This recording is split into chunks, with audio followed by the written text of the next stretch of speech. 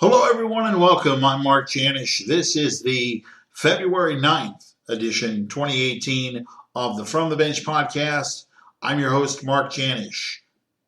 Any of these previous podcasts can also be heard and listened to on Stitcher and Libsyn radio platforms. Stitcher Radio and Libsyn podcast platforms, as I said, that you can hear any and all previous editions of the From the Bench podcast. This is AccessMediaGlobal.com's flagship program. I wanted to come to you today and react and respond to the Lakers trading Larry Nance Jr., Jordan Clarkson, to the Cleveland Cavaliers for Isaiah Thomas and Channing Frye. Now, Isaiah Thomas, as we know, I wouldn't say he talked his way out of Cleveland, but he definitely did not enhance his status. He is coming off a major hip injury and is averaging about 15 points a game. Hopefully, he'll be able to work with Lonzo Ball, who's averaging 10 points, 7 rebounds, and 7 assists, despite the fact that he's still suffering from a knee injury, which he thought would have been healed by now. But, of course, that isn't the case. What Vice President of Basketball Operations Magic Johnson has done is clear cap space for free agents in 2018 and 2019. The Lakers also got a first-round pick. The Lakers have won 8 of 10 and about 12 out of 16, playing better ball. Not sure that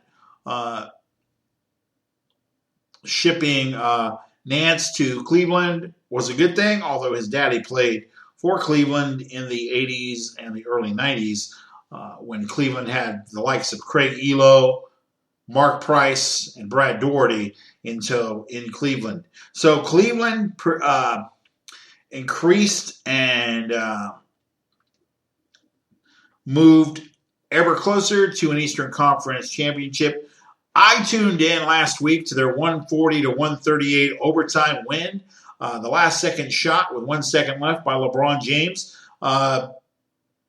took care of the Minnesota Timberwolves. That's after 43 pointers, 32 lead changes, and 15 ties, I believe it was. I tuned in just to see if it was really as bad as everyone was saying it is, and it is.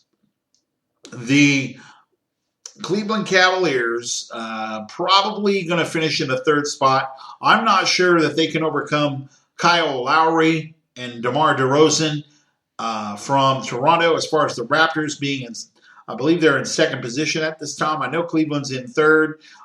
Very, very happy to see the Toronto Raptors ascend in the Eastern Conference. They got close last year, but did not quite overcome the Cavaliers. LeBron is 3-5 in finals appearances.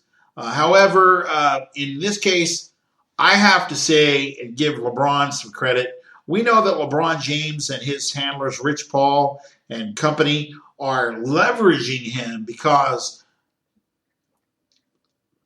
he has the right to leave Cleveland after this year as a free agent and opt out. Whether he will, now that these moves have been made, including the moving of Dwayne Wade, the moving of Derrick Rose, the moving of Iman Shumpert, that locker room chemistry just wasn't working. And finally, Kobe Altman, with the help of Dan Gilbert, hopefully enhanced Cleveland in this regard. They have 30 games to get it together as far as winning and improving. And then we'll see what happens when the playoffs begin. However, the Cavaliers at this particular point in time, they have some issues on the defensive end. One of the things that I did see against Minnesota, obviously with a 140-138 overtime win by Cleveland, no defense was played in that game. I mean, and I think Isaiah Thomas, the now departed Isaiah Thomas, said it best a few days ago when they asked him, He was talking about the lack of trust both on the defensive and the offensive end of things. And when you're not playing together and the chemistry is bad, you got to do something. So kudos to Cleveland for that. As far as the Los Angeles Lakers go, my only problem necessarily with the trade, I think Larry Nance Jr. had a tremendous upside. I do believe the Lakers, as I have said before, but I'll say it again, I think the Lakers have a bunch of guys who do the same thing with the same body type and are the same type of player. It's good to see the vice president of basketball operations, number one, get rid of bad contracts. That would be Luol Deng and Timothy Mozgov, among others. And I'm going to go out on a limb right now, and I'm going to give you a prediction for Laker Nation. I am not sure. Excuse me as I sneeze here.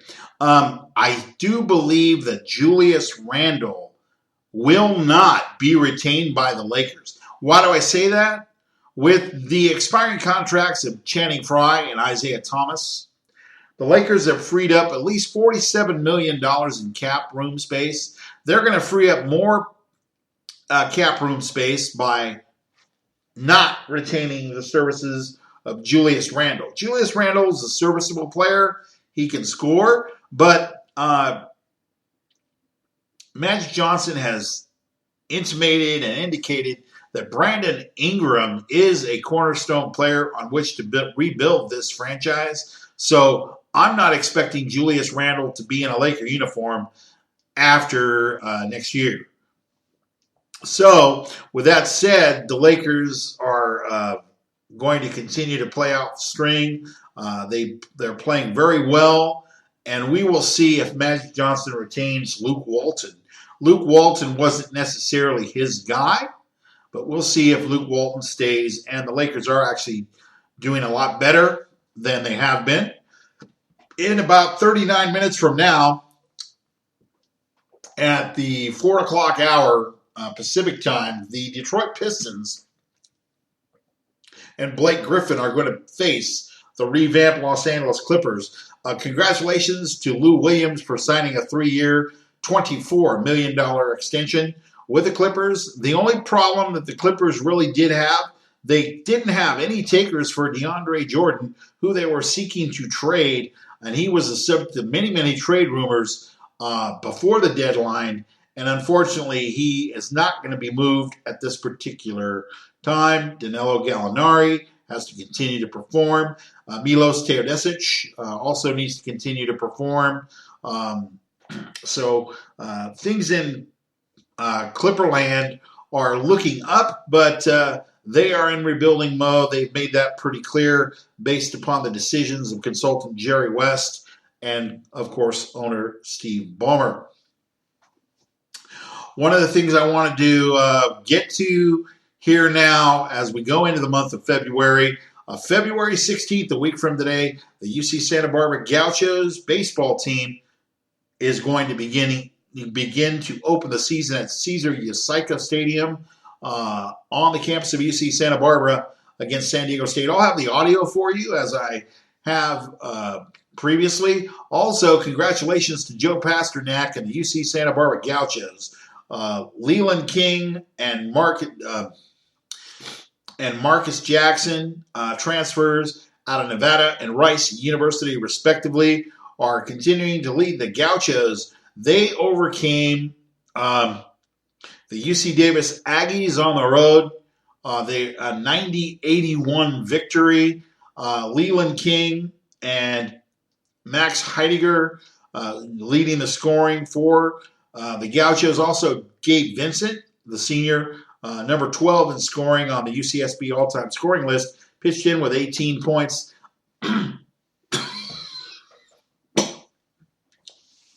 Excuse me. I have that up on accessmediaglobal.com if you want to see that. I also have some Olympic coverage. Wanted to clarify that for you. There's a 17-hour time difference between Pyeongchang and the west coast of the United States in the Pacific time zone. So what I've done is I posted some links from the international page, some video and feed links from NBCSN. You can see that. That's up on the website at accessmediaglobal.com. The Access Media Global logo is up there, and 2018 Olympics is mentioned there. I've also begun to post some baseball. Spring training is approaching. Some baseball hot stove programming from ESPN 710 Seattle, the flagship station of the Seattle Mariners. There's a 2-hour program that they do weekly. It's called the Mariners Hot Stove League, and that'll be weekly, and we'll progress further as spring training approaches here in the next couple of weeks. The other thing I wanted to let you know is the Salt Lake Bees, AAA team of the Los Angeles Angels of Anaheim, the Oklahoma City Dodgers, AAA team of the Los Angeles Dodgers, the El Paso Chihuahuas, the AAA team of the San Diego Padres, and the Tacoma Rainiers of the PCL. I'm going to be having those games available starting April the 4th. I was just looking at the schedule this week. The season starts on about April 4th for that 144-game season for the PCL. I'm going to go ahead and have those games on the Major League Baseball and minor league baseball options. I do have a minor league baseball page with Korean Baseball Organization, availability, Buster Olney's podcast, and of course, writer Peter Gammons. He'll be available by link on the baseball page. The the minor league baseball page is going to have those 4 teams featured weekly and daily as the season approaches. So you can look for that programming to continue at accessmediaglobal.com. Wanted to give some comments on the Super Bowl. The issue that I wanted to bring up is based on the Malcolm Butler decision.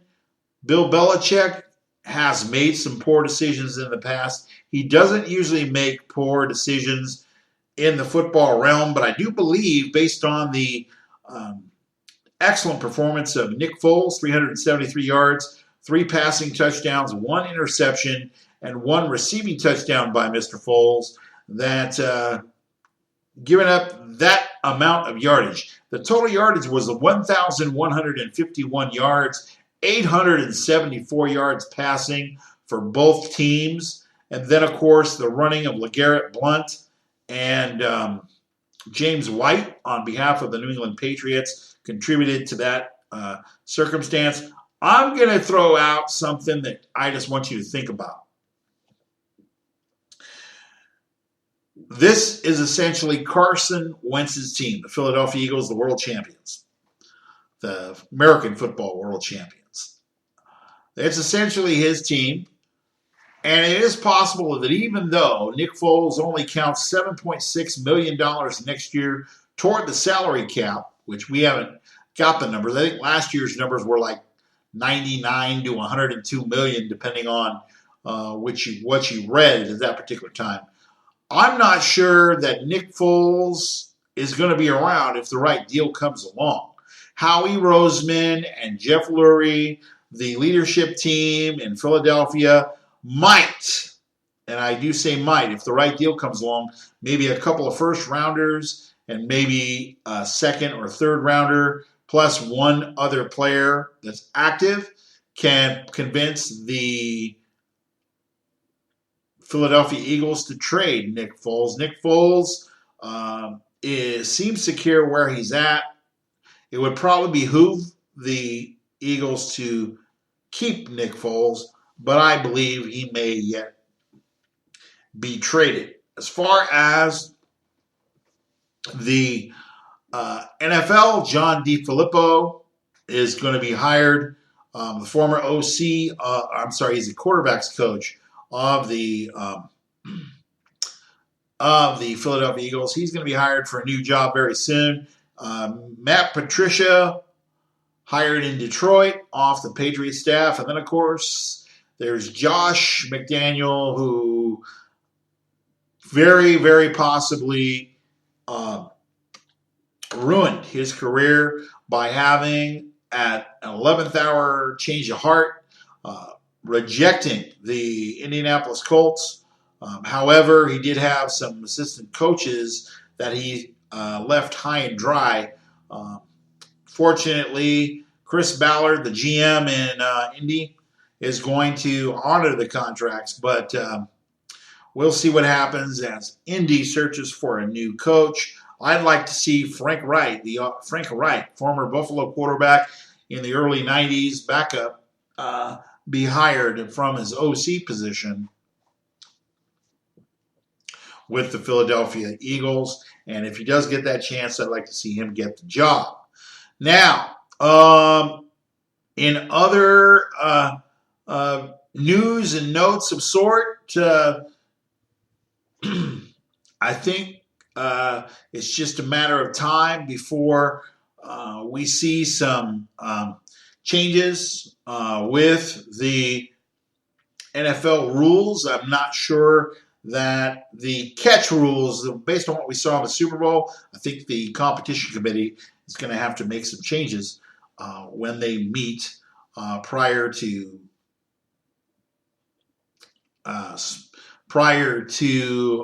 training camp as we get toward July. So at that particular point in time, I'm going to actually come back soon, probably in the next couple of days, with some college basketball polls, both the mid-major polls and the regular D1 polls. I think it's USA Today and ESPN or AP, with Duke losing twice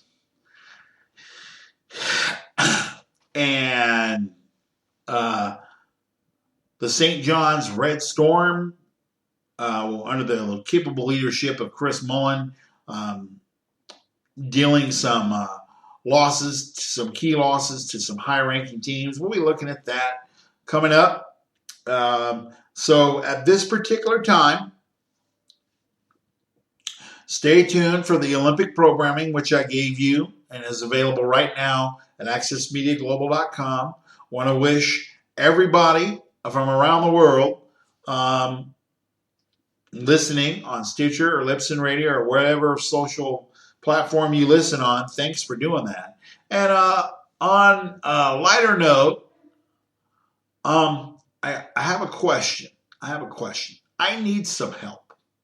And what I need some help with is relating to the World Cup. Because after the Olympics finish in Pyeongchang, South Korea, the World Cup will follow that out of Russia. Now, because the United States did not necessarily do well, that's the United States men's national team, did not qualify for the tournament in Russia. I need a new team. And I've kind of narrowed things down to 3 teams: Brazil, the Netherlands, or a young Germany team. And I'm not really sure what I should do.